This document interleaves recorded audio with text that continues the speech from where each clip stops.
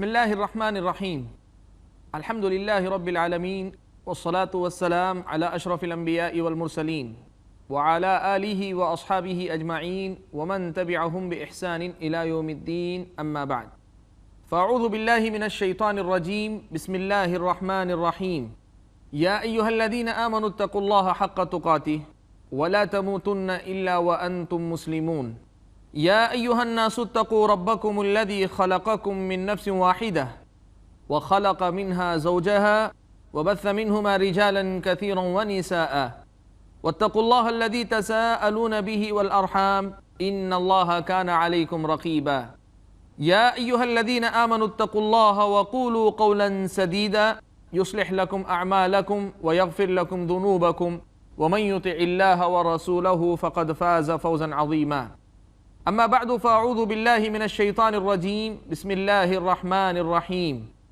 يعدهم ويمنيهم وما يعدهم الشيطان إلا غرورا. ناظرین کرام، دل کی دنیا اس سلسلے کا ایک اور موضوع لے کر میں آپ کے درمیان حاضر ہوں. ہماری گفتگو جاری ہے دل کو بگاڑنے والے اسباب کے سلسلے میں. آخری ہمارے اپنے ایپیسوڈ میں ہم نے یہ دیکھا، یہ جانا کہ دل کو بگاڑنے والے اسباب میں سے چوتھا سبب کیا ہے. چوتھا سبب تمناؤں اور آرزوؤں میں جینا. نبی اکرم صلی اللہ علیہ وسلم سے حضرت عبداللہ ابن مسعود رضی اللہ تعالیٰ عنہ روایت فرماتے ہیں، صحیح بخاری کی روایت ہے کہ اللہ کے نبی صلی اللہ علیہ وسلم نے ایک مرتبہ ایک نقشہ کھینچا.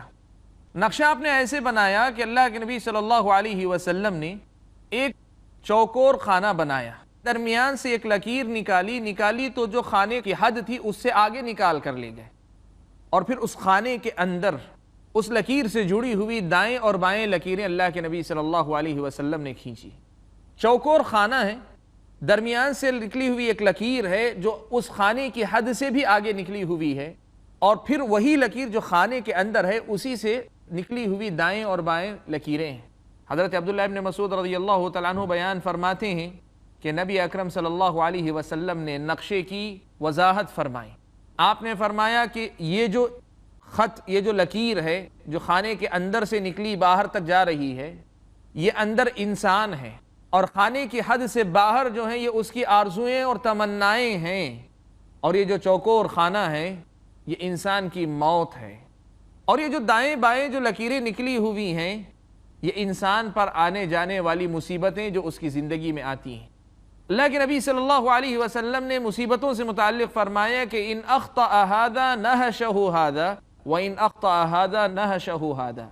اگر ایک مصیبت اسے تکلیف نہیں پہنچ پاتی تو دوسری مصیبت اسے بھنبوڑتی ہے، اسے نوچتی ہے، اسے کھسوٹتی ہے، اور اگر وہ نہیں کر پاتی تو پہلی مصیبت اسے جو ہے پریشان کیے رکھتی ہے، زندگی اسی کیفیت میں گزرنے لگتی ہے. سبحان اللہ. یہ جو نقشہ اللہ کے نبی صلی اللہ علیہ وسلم نے بیان فرمایا، اہل علم نے اس سے کئی ایک باتیں مستنبط کی، کئی ایک مسائل اس سے بیان فرمائے. ان میں سے ایک اہم مسئلہ یہ بھی ہے کہ اللہ کے نبی صلی اللہ علیہ وسلم نے مثال کے ذریعے، نقشے کے ذریعے واضح کیا کہ اکثر انسان کی تمنائیں اس کی عمر سے بڑی ہوتی ہیں. انسان ہمیشہ اتنی تمنائیں اور آرزویں اپنے دل کے اندر پالتا ہے جو آرزویں اس کی زندگی میں پوری ہونے والی نہیں. اکثر انسانوں کی جو آرزویں ہیں اتنی ہوتی ہیں اور ایسی ہوتی ہیں جو اس کی اپنی زندگی میں پوری ہونے والی نہیں. اہل علم نے کہا اللہ کے نبی صلی اللہ علیہ وسلم نے اس مربع خانے، چوکور خانے سے باہر لکیر نکال کر یہی بات بتائی کہ زندگی اس کی ناکافی ہو جاتی ہے ان تمناؤں کو پورا کرنے کے لیے. یہ یوں کہیے کہ ان تمناؤں کے پورا کرنے سے پہلے موت اسے آ جاتی ہے. اتنی زیادہ اور اتنی بڑی بڑی تمنائیں اور آرزویں انسان کی ہوتی ہیں. یہ ایک معنی اہل علم نے بیان کیا. وہیں اہل علم نے یہ مسئلہ بھی بیان کیا کہ تمناؤں اور آرزوؤں کا معاملہ جہاں تک ہے، انسان کو یہ بات سمجھ لینی چاہیے کہ اس دنیا میں ساری تمنائیں پوری نہیں ہوتی، اس زندگی میں ساری تمنائیں اور آرزویں پوری نہیں ہوتی. اللہ کے نبی صلی اللہ علیہ وسلم نے آرزوؤں اور تمناؤں کے سلسلے میں یہ واضح بات اس حدیث کے اندر بیان فرمائی ہے. ناظرین کرام، نبی اکرم صلی اللہ علیہ وسلم کی بیان کردہ اس مثال کی روشنی میں اسلامی شریعت کی نظر میں انسان کی تمناؤں کی حیثیت متعین ہو جاتی ہے. اسلامی شریعت انسان کو کس مزاج کے ساتھ جینے کا پیغام دیتی ہے یہ معلوم ہو جاتا ہے۔ اور یہ بات یاد رکھیں، شیطان کے یہ الفاظ اللہ نے بیان فرمائے قرآن مجید میں، یہ بات شیطان کی اللہ نے بیان فرمائی، کہا وَلَأُضِلَّنَّهُمْ وَلَأُمَنِّيَنَّهُمْ، کہا کہ میں آدم کی اس اولاد کو میں گمراہ کروں گا، میں ضرور انہیں گمراہ کروں گا اور ان کے اندر آرزوئیں اور تمنائیں جگاتا رہوں گا۔ سبحان اللہ، یہیں سے ہم اور آپ سمجھیں کہ آرزوئیں اور تمنائیں کس طرح ہمارے دل کو نقصان پہنچانے والی۔ یہ شیطان کا حربہ ہے، یہ شیطان کا ہتھیار ہے، یہ شیطان کا طریقہ ہے کہ وہ آرزوؤں میں انسان کو جینے والا بنا دیتا ہے۔ اس کا نتیجہ یہ ہوتا ہے کہ اکثر انسان ان آرزوؤں میں مبتلا ہو کر جو حاصل شدہ نعمتیں ہیں ان کی ناقدری کرنے پر آ جاتا ہے، اور دل تو ویسے بھی ان نعمتوں کے شکر سے غافل ہو جاتا ہے۔ ان نعمتوں کے دینے والے کی جو احسان مندی انسان کے اندر جاگنی چاہیے وہ نہیں پیدا ہو پاتی، وہ اپنے منعم کو نہیں پہچانتا، اپنے انعام کرنے والے کو وہ نہیں پہچانتا ہے۔ اور دوسری طرف یہ پہلو بھی کہ آرزوئیں اور تمنائیں جب آدمی پالتا ہے اور وہ آرزوئیں پوری نہیں ہو پاتی ہیں تو اسی اللہ تبارک و تعالیٰ سے متعلق شکوے شکایت کا جذبہ انسان کے اندر پیدا ہو جاتا ہے۔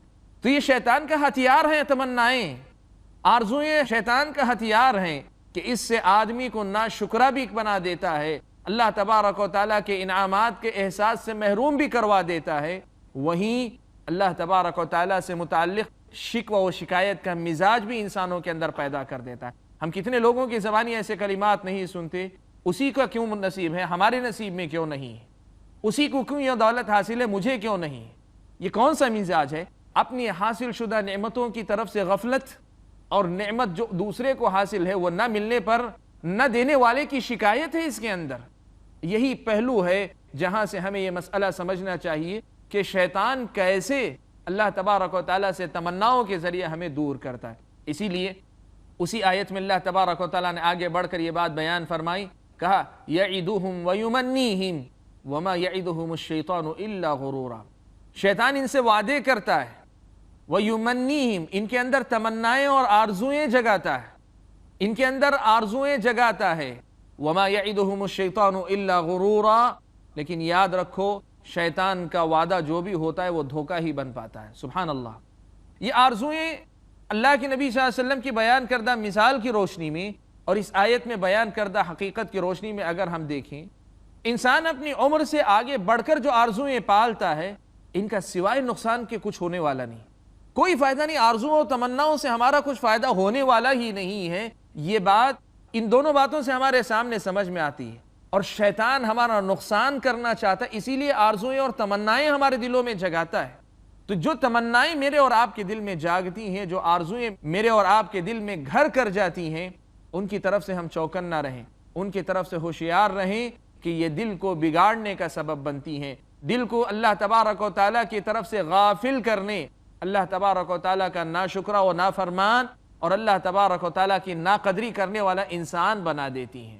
قرآن مجید میں اللہ تبارک و تعالیٰ نے ان آرزوؤں اور تمناؤں کے سلسلے میں کئی ایک باتیں بیان فرمائی ہیں۔ اللہ تبارک و تعالیٰ نے مشرکین کا تذکرہ فرمایا، سورہ حجر میں اللہ تعالیٰ نے فرمایا ذرہم یأکلوا ویتمتعوا ویلہیہم الامل فسوف یعلمون، کہا کہ اللہ کے نبی آپ ان کو چھوڑ دیجئے کہ کھائیں پئیں، یتمتعوا اور خوب مزے کریں، ویلہیہم الامل اور آرزوئیں انہیں غافل کرتی رہیں، فسوف یعلمون بہت جلد وہ جان لیں گے۔ سبحان اللہ، آیت کریمہ میرے اور آپ کے سامنے اس مسئلے کو واضح کر رہی ہے کہ یہ مشرکین اور کفار کا معاملہ ہے کہ آرزوئیں انہیں غافل رکھتی ہیں، آرزوئیں انہیں اللہ تبارک و تعالیٰ سے پھیر دیتی ہیں، اور وہ اپنی زندگی میں مست اور مگن اور اپنی آرزوؤں میں جینے والے بن جاتے ہیں۔ یہ بات اللہ تبارک و تعالیٰ نے کافروں کی صفت کے طور پہ بیان فرمائی، وَيُلْهِهِمُ الْأَمَلِ، آرزوئیں انہیں جو ہے غافل کرتی رہیں، آپ ان کو چھوڑ دیجئے، فَسَوْفَ يَعْلَمُونَ بہت جلد وہ جان لیں گے۔ مفسرین کرام نے، اہل علم نے یہاں اس مسئلے پر روشنی ڈالتے ہوئے لکھا ہے کہ آرزوئیں صرف آرزوئیں نہیں رہ جاتی، یہ آرزوئیں انسان کا اتنا نقصان کر دیتی ہیں کہ کل اللہ تبارک و تعالیٰ کے پاس اسے جواب دہی کرنی پڑتی ہے بہت ساری چیزوں سے متعلق۔ اسی لیے حضرت علی ابن ابی طالب رضی اللہ تعالیٰ عنہ یہ فرمایا کرتے تھے کہ ارتحلت الدنیا مدبرہ وارتحلت الآخرۃ مقبلہ ولکل منہا بنون فکونوا من ابناء الآخرہ۔ کیا کرتے تھے لوگوں؟ دنیا نے اپنے واپسی کا سفر شروع کر دیا ہے اور آخرت نے اپنی پیش قدمی کا سفر شروع کر دیا۔ دنیا جا رہی ہے، آخرت آ رہی ہے، لہٰذا تم آخرت کے بندے بنو، دنیا کے بندے نہ بنو۔ حضرت علی رضی اللہ تعالیٰ عنہ نے یہ پیغام دیا۔ تو آخرت کا اگر پیغام، آخرت کا مزاج، آخرت کی فکر اگر ہمارے اندر ہوگی تو یہ تمناؤں میں جینے کا مزاج ہم لوگ ختم کر لیں گے۔ ناظرین کرام، اس مسئلے کو ہم یہیں روکتے ہیں۔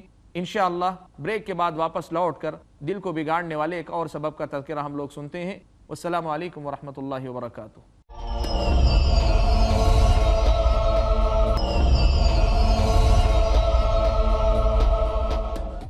بسم اللہ الرحمن الرحیم۔ ناظرین اکرام، بریک کے بعد ہم لوگ واپس لوٹے ہیں۔ بریک پر جانے سے پہلے ہم لوگ دل کو برباد کرنے والی باتوں میں سے ایک اہم بات تمنا اور آرزوؤں میں جینا، اس سے متعلق گفتگو سن رہے تھے۔ علامہ ابن قیم رحمۃ اللہ علیہ نے عام طور پر لوگوں کے دلوں کو برباد کرنے والے جو اسباب بیان کیے تھے، 5 بڑے سبب، ان میں سے 4 سبب ہم نے سنے ہیں اب تک۔ پہلا سبب غیر اللہ سے تعلق جوڑ لینا، دوسرا سبب لوگوں سے حد سے زیادہ میل جول رکھنا، تیسرا سبب نیند کی کثرت، بہت زیادہ سونا، اور چوتھا سبب تمناؤں اور آرزوؤں میں جینے کا مزاج پیدا کر لینا۔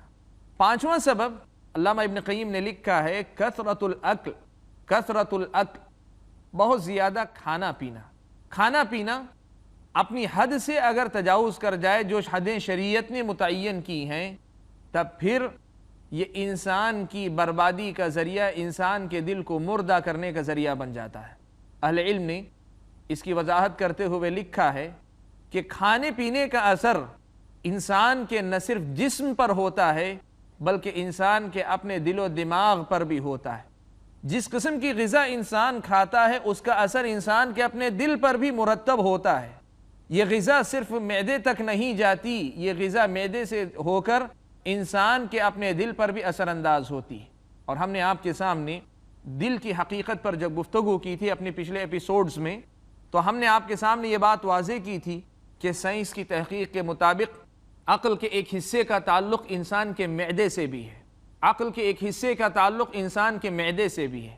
اور ہم نے یہ بات آپ کے سامنے رکھی تھی کہ عقل اصل میں دل ہی میں ہے، عقل اصل میں دل ہی میں ہے، جیسے قرآن و سنت کے بے شمار نصوص ہمارے سامنے ہیں، لیکن اس کا تعلق دماغ سے ہو، اور سائنس کی نئی تحقیق کے مطابق اگر اس کا بعض تعلق جو ہے پیٹ کے معدے سے بھی جڑا ہوا ہو تو یہ چیز مستبعد نہیں، شریعت میں اس سے انکار کی کوئی وجہ نہیں۔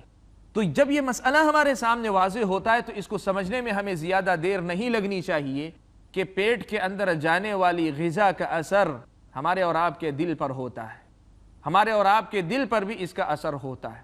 اب دل کو بگاڑنے والا کھانا وہ کون سا کھانا ہوتا ہے، کیسی غذا میرے اور آپ کے دل کو بگاڑتی ہے؟ اہل علم نے اس کی وضاحت کرتے ہوئے لکھا ہے کہ عام طور پہ 2 قسم کے کھانے، 2 قسم کے کھانے ہیں جو انسان کو بگاڑتے ہیں۔ ایک ہے حرام لقمہ، ایک ہے حرام اور ناجائز لقمہ، اور دوسرا ہے حلال لقمہ لیکن ضرورت سے زیادہ، حد سے زیادہ پیٹ میں جانے والا لقمہ۔ یہ دونوں کے دونوں لقمے ایسے ہیں جو انسان کے نفس کے لیے قاتل ہیں، انسان کے اپنے نفس کا قتل کر دیتے ہیں۔ یہ لقمے صرف لقمے نہیں، انسان کے دل کو گویا لقمہ اجل بنا دیتے ہیں، انسان کی دل کو مردہ کر دیتے ہیں، انسان کے دل کی موت کا سبب بنتے ہیں، اور موت کا سبب نہ بنے تو کم از کم اس کو بیمار کرنے کا سبب بن جاتے ہیں۔ اہل علم نے ان دونوں اسباب پر بڑی مفصل روشنی ڈالی ہے۔ سب سے پہلا جو سبب ہے حرام لقمہ، حرام لقمہ، اس مسئلے کو ہم اچھی طرح سے سمجھے۔ اہل علم نے لکھا کہ حرام 2 قسم کا ہو سکتا ہے، یا تو حرام اس لیے ہے کہ اللہ تبارک و تعالیٰ نے اسے حرام قرار دیا، حرام لحق اللہ، اللہ تبارک و تعالیٰ کی طرف سے حرام کردہ چیز، جیسے مردار کھانا، خنزیر کا گوشت کھانا، شراب نوشی کرنا، یہ ایسی ہی چیزیں جن کا کھانا اور پینا اسلامی شریعت نے حرام قرار دیا ہے، یا ایسی کمائی کھانا جو ناجائز ہے اسلامی شریعت کی نظر میں، جیسے سودی لین دین وغیرہ کی بات۔ تو وہ لقمہ جو حرام کا کمایا ہوا ہو، وہ اگر انسان کے پیٹ میں جاتا ہے تب پھر اس کا اثر انسان پر لازماً مرتب ہوگا۔ نبی اکرم صلی اللہ علیہ وسلم کی ایک حدیث اس مفہوم کو بڑے اچھے الفاظ میں واضح فرماتی ہے. اللہ کے نبی نے فرمایا ما نبت من سحت فالنار اولا بها. جو جسم، جو بدن، جو حصہ حرام مال سے بڑھتا ہے، حرام مال سے پروان چڑھتا ہے، اس حصے کی زیادہ مستحق جہنم ہی ہو سکتی ہے. سبحان اللہ. اگر یہ لقمہ حرام، وہ لقمہ حرام جو اللہ تبارک و تعالیٰ کی حرام کردہ چیزوں کے ذریعے ہم تک پہنچتا ہے، اسلامی شریعت کی نظر میں یہ دل کے لیے قاتل لقمہ ہے. اور دوسرا کہا حرام لحق اللہ نہیں، حرام لحقوق العباد ہے. بندوں کی چیزیں ناجائز طریقے سے لے کر کھانا، جیسے کسی کی تجارت پہ ناجائز قبضہ کر لیں آپ، کسی کے پاس سے چھین کر کھائیں آپ، کسی کے پاس سے آپ غصب کر لیں، کسی بھی طریقے سے بندوں کے پاس سے چھینا ہوا یا چرایا ہوا کسی کی چیز چرا کر آپ کھائیں، کسی کی چیز زبردستی چھین کر کھائیں، یا کسی کے پاس زبردستی کر کے پیسہ لے لیں اور اس سے کھانے پینے کا اہتمام کریں، یا کسی کی پوری تجارت، پورے بزنس پر آپ اپنا قبضہ جما لیں، یا آپ کا اختیار چلتا ہے تو عیاری اور مکاری، کورٹ کچہری کے سہارے سے آپ دوسروں کا مال اپنے پاس لے لیں اور اس سے آپ کا لقمہ آپ کے پیٹ میں جاتا ہو، تو یہ حرام لقمہ آپ کے اور میرے نفس کے لیے قاتل ہے. اہل علم نے لکھا کہ حرام چاہے لحق اللہ ہو یا لحقوق العباد، یعنی اللہ تعالیٰ نے جن کو حرام کیا جو اللہ کا حق ہیں اور جو چیزیں بندوں کا حق ہیں، ان دونوں میں سے کسی بھی چیز کے ذریعے، کسی بھی راستے سے حرام لقمہ اگر انسان کے پیٹ میں جاتا ہے تو انسان کے نفس کے لیے یہ لقمہ قاتل لقمہ ہے. سبحان اللہ.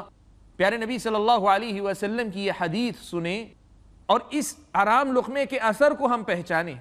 اللہ کے نبی صلی اللہ علیہ وسلم نے بیان فرمایا الحلال بین والحرام بین وبینہما مشتبہات لا يعلمہن کثیر من الناس فمن اتقى الشبہات استبرأ لدینہ وعرضہ ومن وقع في الشبہات وقع في الحرام كالراعي يرعى حول الحمى يوشك أن يقع فيه ألا وإن لكل ملك حمى ألا وإن حمى الله محارمه. نبی اکرم صلی اللہ علیہ وسلم نے فرمایا الحلال بین. اللہ کے نبی نے فرمایا کہ حلال چیزیں کیا ہیں، بالکل واضح ہیں، اللہ تعالیٰ نے بیان کی. والحرام بین، حرام چیزیں بھی اللہ تبارک و تعالیٰ نے واضح کر دی. وبینہما مشتبہات، ان حلال و حرام کے درمیان کچھ چیزیں ایسی آتی ہیں جو مشتبہ ہو جاتی ہیں. اہل علم نے شرح کرتے ہوئے لکھا کہ بسا اوقات بر وقت مسئلے کا علم نہ ہونے کی وجہ سے یا کسی چیز کے اندر حلال اور حرام دونوں پہلو نظر آنے کی وجہ سے کبھی چیز مشتبہ ہو جاتی ہے کسی آدمی کی نظر میں. لا يعلمہن کثیر من الناس، جس کی حقیقت کو بہت سے لوگ نہیں جانتے کہ یہ حلال ہے کہ حرام. اللہ کے نبی صلی اللہ علیہ وسلم نے تینوں قسمیں بیان کرنے کے بعد حلال کا مسئلہ واضح ہے، آدمی کو استعمال کرنا ہے. حرام کا مسئلہ واضح، آدمی کو بچنا ہے. جو مشتبہ چیز ہوتی ہے اس سے متعلق اللہ کے نبی نے اصول دیا. پہلے کہا فمن اتقى الشبہات، جو آدمی شبہات سے بچ جاتا ہے، مشتبہ چیزوں سے بچ جاتا ہے، فقد استبرأ لدینہ وعرضہ، تو وہ اپنے دین اور اپنی عزت و آبرو کو بچا لیتا ہے. سبحان اللہ. اسلامی شریعت نے ہمیشہ ایک مصلحت اور ایک مفسدہ، ایک فائدہ اور ایک نقصان کی جب بات نظر آتی ہے، اسلام نے ہمیشہ کہا نقصان سے اپنے آپ کو بچا لو، فائدہ ملے نہ ملے یہ کوئی بات نہیں. نقصان سے بچنا یہ مقدم ہے اگر فائدے اور نقصان کے درمیان ٹکراؤ کی بات آتی ہے. تو یہاں وہی بات اللہ کے نبی صلی اللہ علیہ وسلم نے بیان فرمائی. کہا فمن اتقى الشبہات، جو آدمی شبہات سے بچ جاتا ہے تو وہ کیا کرتا ہے، فقد استبرأ لدینہ وعرضہ، تو وہ اپنی دین اور اپنی عزت کو بچا لے جاتا ہے. ومن وقع فی الشبہات وقع فی الحرام، جو شبہات میں پڑ جاتا ہے وہ حرام چیزوں میں مبتلا ہو جاتا ہے. کیسے مبتلا ہوتا ہے؟ شبہات میں پڑنے والا یا تو حقیقت میں حرام میں، اس لیے کہ یہ مشتبہ ہو سکتا ہے حقیقت میں حرام ہو تو اس لیے وہ حرام میں مبتلا ہو جاتا ہے، یا پھر اس لیے کہ جو آدمی مشتبہ سے نہیں بچتا، مشتبہ پہ عمل کرتے کرتے یا مشتبہ چیزوں کو استعمال کرتے کرتے کب حرام میں داخل ہو جائے پتہ بھی نہ چلے. جیسے اللہ کے نبی نے حدیث کے اگلے حصے میں مثال دے کر بیان فرمایا، کہا کالراعی یرعی حول الحمى یوشک ان یقع فیہ، جیسے ایک چرواہا اپنے جانور کو اپنی چراگاہ کی بالکل کنارے چراتا ہے، بالکل کنارے چراتا ہے. یوشک ان یقع فیہ، قوی امکان ہے کہ وہ جانور چرتے چرتے چونکہ بارڈر پر ہے کب وہ ایک منہ ادھر بھی مار لے، دوسرے کی پراپرٹی، دوسرے کی چراگاہ میں بھی ایک منہ مار لے، اس کا پتہ ہی نہیں چلتا۔ قریب ہے کہ وہ جانور وہاں بھی منہ مار لے، یوشک ان یقع فیہ، کہ اس میں مبتلا ہو جائے۔ اللہ کے نبی نے یہ ضابطہ دے دیا کہ مشتبہات سے بچنا ہے۔ اب حلال واضح ہیں، حرام واضح ہیں، ان دونوں کے واضح ہونے کے بعد مشتبہات، ان سے بھی بچنے کا حکم دے دیا۔ اللہ تبارک و تعالیٰ نے مسئلہ واضح کیا، الا وان حمی اللہ محارمہ الا وان لکل ملک حما۔ لوگوں سنو، ہر بادشاہ کی ایک چراگاہ ہوتی ہے جہاں صرف اس کے خاص جانور چر سکتے ہیں، اس کی اجازت کے بغیر وہاں کوئی منہ نہیں مار سکتا۔ الا وان حمی اللہ محارمہ۔ لوگوں سنو، اللہ تبارک و تعالیٰ کی جو چراگاہ ہے وہ اللہ تعالیٰ کی حرام کردہ چیزیں، جن چیزوں کو اللہ نے حرام قرار دیا ہے، وہاں کسی کو اجازت نہیں کہ اس میں جا کے منہ مارے۔ یہ بیان کرنے کے بعد، حرام چیزوں سے بچنے کی تلقین کرنے کے بعد، اللہ کے نبی صلی اللہ علیہ وسلم اسی حدیث کا تسلسل، اسی حدیث میں یہ مسئلہ بھی جوڑتے ہیں، کہتے ہیں الا وان فی الجسد مضغہ۔ لوگوں یاد رکھو، جسم کے اندر یہ گوشت کا ٹکڑا ہے، جب وہ ٹھیک ہوگا تو جسم پورا کا پورا ٹھیک ہوگا۔ وَإِذَا فَسَدَتْ فَسَدَ الْجَسَدُ كُلُّهُ۔ اگر وہ بگڑ جائے گا تو جسم پورا کا پورا بگڑ جائے گا۔ الا وہی القلب، گوشت کا وہ ٹکڑا انسان کا دل ہے۔ سبحان اللہ، اللہ کے نبی صلی اللہ علیہ وسلم حلال و حرام کی وضاحت کے بعد فوراً ہی اللہ کے نبی صلی اللہ علیہ وسلم دل کے ٹھیک ہونے کا جب تذکرہ کر رہے ہیں، بعض اہل علم نے اس سے یہ مسئلہ مستنبط کیا، کہا اس سے معلوم ہوتا ہے کہ حرام لقمے کا اثر براہ راست دل پر ہوتا ہے، براہ راست دل پر ہوتا ہے۔ یاد رکھو، اللہ کی جو محارم ہیں، حرام کردہ چیزیں ہیں، یہ اللہ کی چراگاہ ہیں، یا نہ چرو۔ کیوں؟ اس لیے کہ اس کی وجہ سے دل متاثر ہوگا، اور جب دل متاثر ہوگا تو جسم کے سارے اعضاء کا متاثر ہونا طے ہے۔ سبحان اللہ، اس سے مسئلہ واضح ہوتا ہے کہ اسلامی شریعت کی نظر میں حرام لقمہ انسان کے دل کے بگاڑ کا سبب ہے۔ ہم اور آپ لقمہ حرام سے اپنے آپ کو بچائیں، ورنہ کب ہمارے دل پہ اللہ نہ کرے مہر لگ جائے گی، کب ہمارے دلوں کو اللہ تعالیٰ پھیر دیں گے، کب اللہ تبارک و تعالیٰ ہمارے دلوں سے چین و سکون چھین لیں گے، کب اللہ تبارک و تعالیٰ دلوں کو اضطراب سے دوچار کر دیں گے، کب اللہ تبارک و تعالیٰ اپنی محبت ان دلوں سے نکال لیں گے، کب اللہ تبارک و تعالیٰ دشمنوں کا ڈر اس میں ڈال دیں گے، کب اللہ تبارک و تعالیٰ پریشانی اور ایک قسم کا اضطراب ہماری زندگی میں لے آئیں گے، ہمیں پتہ نہیں۔ ناظرین کرام، یہاں پہنچ کر یہ مسئلہ ہمارے سامنے واضح ہوتا ہے کہ حرام لقمہ میرے اور آپ کے دل کی تباہی کا باعث بنتا ہے۔ ہم اس موضوع کو اپنے اگلے ایپیسوڈ میں بھی جاری رکھیں گے۔ آج اپنی گفتگو کو یہیں روکتے ہیں۔ اللہ تعالی ہمیں حلال لقمہ نصیب فرمائے، آمین۔ السلام علیکم ورحمۃ اللہ وبرکاتہ۔